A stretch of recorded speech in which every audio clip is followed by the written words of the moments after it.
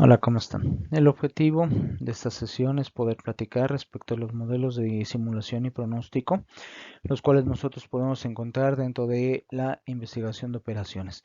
Es importante considerar que cuando nosotros hablamos de un modelo matemático, nos dará a nosotros la oportunidad de poder visualizar y comprender cuáles son cada una de las características o técnicas analíticas sobre las cuales nosotros vamos a poder generar una estrategia adecuada dentro de la evaluación alternativa dentro de un modelo matemático. También tenemos que considerar que habitualmente todos este tipo de conceptos, hablando de una simulación, nos va a dar a nosotros la oportunidad de poder tener muy en claro cuál va a ser el comportamiento del modelo, cuál es la característica que tiene y sobre todo hacia dónde en algún momento estaremos generando o orientando la respuesta o los patrones de entrada sobre los cuales nosotros llegamos a trabajar. Para ello, habitualmente nosotros trabajamos con diferentes elementos. Uno de los más comunes es hablar con lo que se conoce como números aleatorios. Estos números aleatorios son los que nos van a dar la oportunidad de poder jugar un poquito la estructura a un modelo al azar, en el cual nos dé esa posibilidad de tener ciertos resultados, cierta dependencia entre varias situaciones, vamos a llamarlas así, estadísticas. Habitualmente los dos ejemplos más comunes es uno, el lanzamiento de una moneda, donde habitualmente nos daría un resultado cara o sol, ¿no? O cara o cruz, como habitualmente lo llegamos a conocer. Pero el hecho de que nos caiga uno el otro, pues en algún momento, pues cuando nosotros empezamos a hablarlo en un proyecto o en un esquema de simulación, es cuando entonces nosotros vamos a una estructura mayor. Esto que equivale que, bueno, yo hago 10 tiros, 20 tiros, 50 tiros, 80 tiros, ¿cuál es el comportamiento que se puede llegar a tener? Y bueno, ¿cuál es la probabilidad de que yo tenga al final del día determinado número de caras o determinado número de soles, ¿no? El otro ejemplo más común que les hablaba es qué pasa con el tiro de los dados, ¿no? Habitualmente sabemos que un dado por naturaleza tiene seis caras. También podemos caer en el esquema del azar de que cada vez que yo lo tire, cuál sería la probabilidad que siempre caiga la misma cara. O puede llegar a caer diferentes caras en su momento sobre las cuales nosotros podemos llegar a trabajarlo o a visualizarlo, ¿sí? Pero adicional a eso, entonces tomemos en cuenta que los números aleatorios nos van a dar a nosotros la oportunidad de poder tener muy presente modelos matemáticos, los cuales se apegan mucho a los esquemas reales y la forma en la que nosotros podemos llegar a trabajarlo.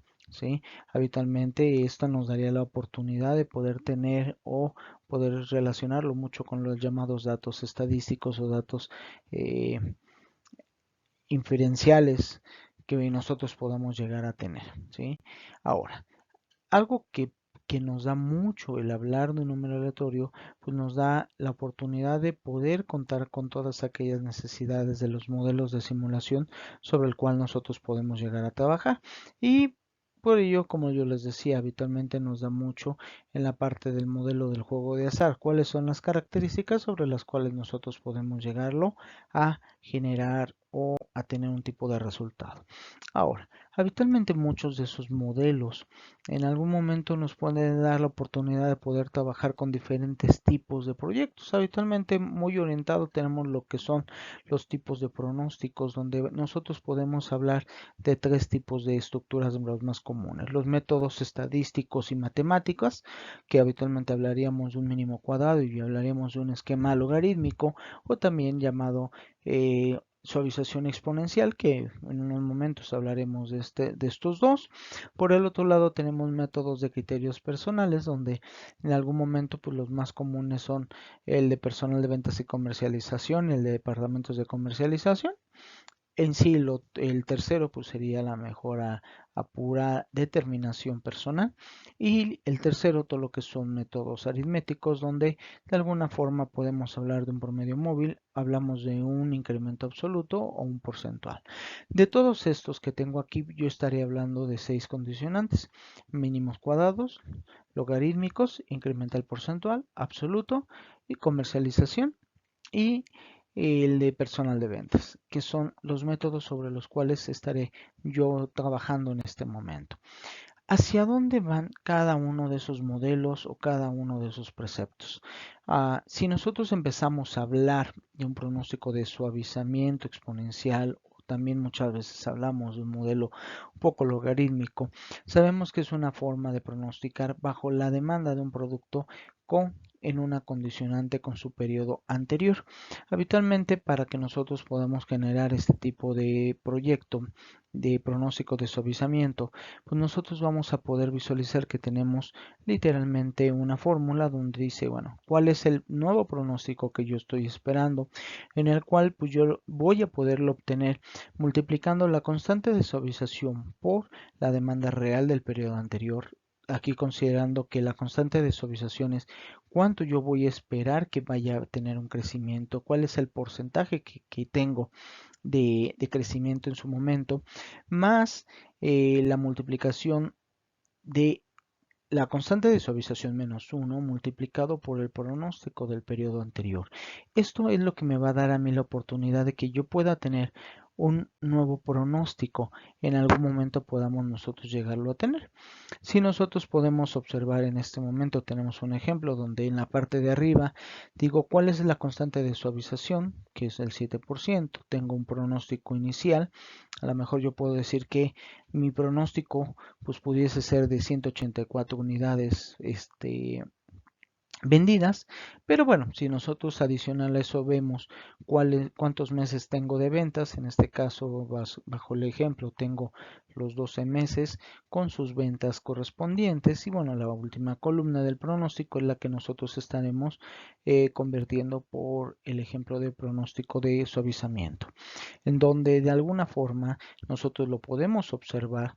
Estoy empezando con el pronóstico inicial de las 184 piezas y ahí hacia abajo hasta llegar al mes número 13 hago la sustitución literalmente de la fórmula que mencionábamos, donde tengo la constante multiplicada por la demanda real más la multiplicación del pronóstico del periodo anterior por 1 menos la constante de suavización. Esto es lo que me va dando la oportunidad de que yo pueda conocer el pronóstico. Y al final del día puedo también generar un gráfico tal como el que se muestra, donde puedo yo decir que tengo el pronóstico o las ventas reales, ¿sí? Versus literalmente el pronóstico proyectado en este momento con el método de suavizamiento. Ahora, algo importante, y en su momento se los mostraré en un ejercicio en Excel, yo puedo hacer este cálculo de manera manual, como lo estoy mencionando, en base a la fórmula 2, como también en su momento Excel tiene una técnica para poder literalmente llegar a relacionarlo o hacer el cálculo de manera automática. Que aquí es donde tengo un poquito el ejemplo, donde tengo una pequeña pantalla que se llama suavización exponencial, te manejo el rango de entrada, tengo el factor de suavización y obviamente su rango de salida. Esto automáticamente me puede dar la estructura tal cual del pronóstico sobre el cual nosotros pudiésemos llegar a trabajarlo. Por el otro lado, también tenemos la técnica del pronóstico de mínimo cuadrado. Habitualmente el mínimo cuadrado es un método que nos sirve para proyectar las ventas de un futuro próximo. Habitualmente este está basado sobre la situación de las ventas anteriores o el modelo anterior y que este nos va a dar a nosotros la oportunidad y las condicionantes de poder determinar cuál pudiese ser el ajuste sobre el cual nosotros llegaríamos a trabajarlo. Habitualmente mucho de esto nosotros lo llamamos el ajuste a la recta, que habitualmente del lado derecho podemos observar la fórmula que vendría siendo Y es igual a A más la multiplicación de B por X.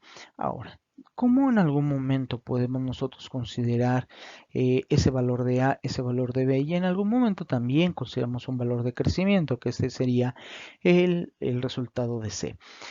Cuando nosotros hablamos de B, en su momento diríamos que va a ser el número de periodos multiplicado por la sumatoria de X multiplicado por Y, menos la multiplicación de la suma de X por la sumatoria de Y entre el número de periodos multiplicados por la sumatoria de X elevado al cuadrado menos la sumatoria de X elevada al cuadrado. Todo esto nos va a dar a nosotros ese valor B con el cual nosotros vamos a poder considerar cuál va a ser el factor sobre el cual en algún momento nosotros estaríamos trabajando. Por el otro lado, cuando nosotros hablamos de A, en algún momento nosotros estaríamos diciendo que sería la sumatoria de Y menos la multiplicación de B por la sumatoria de X. Aquí es donde nosotros estaríamos sustituyendo el resultado que nos dio B en la fórmula anterior. Aquí lo tendríamos que tomar en cuenta para poder complementar esta fórmula. Todo esto dividido entre el número de periodos. Y en el caso de lo que es el crecimiento, que sería C, sería el valor de B multiplicado por el número de años que nosotros estamos estimando sobre la sumatoria de Y. Ahora, esto, si nosotros lo vemos en algún momento o en algún ejemplo, nosotros podemos tener algo como el que tengo en este momento. Estoy hablando que tengo 5 meses, las unidades vendidas. A partir de ello, saco la potencia o el cuadrado de los meses, el cuadrado de las ventas vendidas. Y también tengo una columna donde estoy multiplicando los meses por las unidades vendidas, ¿sí? Esto me va dando una pequeña tabla como la que tengo en la parte superior. Después de esta estoy calculando todos los totales sobre los cuales en algún momento nosotros estaríamos tomando como un motor base para poder desarrollar el cálculo importante y prioritario entre cada uno de los elementos. A partir de ahí y de todas estas sumatorias nosotros tendremos que hacer las sustituciones correspondientes tanto de A, de B, para que nosotros podamos tener literalmente el equivalente a la mejor de las tablas que tengo en la parte de abajo, que sería para los meses del 6 al 10, y con esto puedo yo tener el pronóstico de las unidades vendidas que en algún momento nosotros podemos obtener. Que esto también me va a dar a mí la oportunidad a que yo pueda tener un gráfico de crecimiento de cuáles son el pronóstico de las ventas que nosotros estamos determinando. Teniendo algo a lo mejor un ejemplar muy similar a este, en donde tengo la sustitución y bueno, en el caso del crecimiento yo estoy determinando que en algún momento el promedio de crecimiento que yo quiero al número de años que tengo, que en este caso son 5, que son los que yo estoy buscando, pues yo puedo decir que tendría un promedio estimado de incremento por periodo del 4.81, pero aquí dependerá mucho del tipo de proyección, el número de años y obviamente los resultados promedio que nosotros pudiésemos llegar a tener. Otro modelo habitualmente se le conoce como el de gerencia de comercialización. Este es el modelo habitualmente más simple y el tradicional que nosotros llegamos a tener, donde habitualmente nosotros decimos cuáles van a ser las ventas que tuvimos el periodo anterior, esto multiplicado obviamente por las ventas por el porcentaje y lo que nos dé de ese porcentaje literalmente se sumará. Esto dándonos la oportunidad de poder tener un ejemplo muy definido sobre cómo en algún momento puedo yo llegar a tener ese crecimiento. Esto, ojo, habitualmente es uno de los más comunes y también es muy cierto, estamos muy acostumbrados a trabajar con un modelo no tan complejo matemáticamente y poderlo trabajar de una manera pues un poco más simple. Ahora, no es la única condicionante que podemos llegar a trabajar, también tenemos la segunda fase que nosotros le llamamos comercialización subjetiva. Aquí habitualmente es cuando nosotros tenemos algunos parámetros complementarios. Un ejemplo, cuánto es lo que nosotros esperamos que aumente, pero también puede llegar a existir un momento de disminución, pero también qué pasaría si nosotros le damos un factor de rebaja. ¿Esto qué equivaldría? Si retomo el mismo ejemplo anterior, en donde dije que tiene un aumento del 10%, pues en algún momento yo tengo unas ventas esperadas, pero sin embargo a lo mejor yo puedo decir que voy a tener una disminución de ingreso per cápita y yo tengo que decirle cuánto a lo mejor voy a disminuir. Esto me daría cuánto sería el factor esperado de ventas en base a ese incremento y en base a la disminución que tengo. Pero, ¿qué pasaría si yo en algún momento doy una promoción o doy un esquema en donde pueda tener un estímulo de un incremento de ventas? Bueno, ¿cómo en algún momento me va a dar a mí la oportunidad para que yo pueda tener un crecimiento?